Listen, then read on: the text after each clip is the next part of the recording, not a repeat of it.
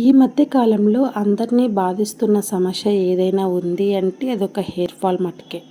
ఈ హెయిర్ ఫాల్ని ఏ విధంగా కంట్రోల్ చేసుకోవాలనేది వాళ్ళ వీడియోలో క్లియర్గా ఎక్స్ప్లెయిన్ చేస్తానండి. వీడియో నచ్చితే మటుకు లైక్ చేయండి.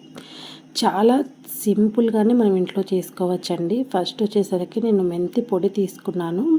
నార్మల్గా చాలామంది మెంతులు నానబెట్టుకొని ఇలా చేస్తూ ఉంటారు కదా, అలా అవసరం లేకుండా మెంతులను మనం పొడి చేసేసుకొని ఒక బాక్స్లో స్టోర్ చేసుకుంటే మనం ఈ ప్యాక్ చేసుకోవడానికి చాలా ఈజీగా ఉంటుంది. ఫస్ట్ అయితే నేను నా హెయిర్కి సరిపడంత మెంతి పొడి తీసుకున్నానండి. తర్వాత దాంట్లోకి పెరుగు యాడ్ చేసుకున్నాను. పెరుగు యాడ్ చేసుకొని మొత్తం అంతా బాగా కలిపేసుకోవాలి.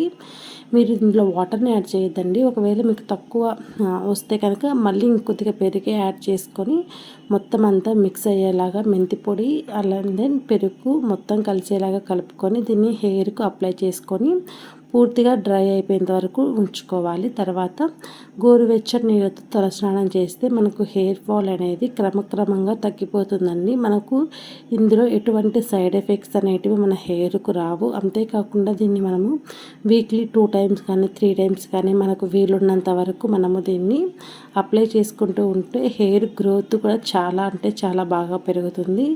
అంటే హెయిర్ ఊడిపోవడం కూడా తగ్గుతుందండి.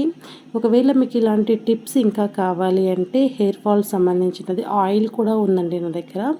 ఆయిల్ కూడా నేను నెక్స్ట్ వీడియోలో పోస్ట్ చేస్తాను.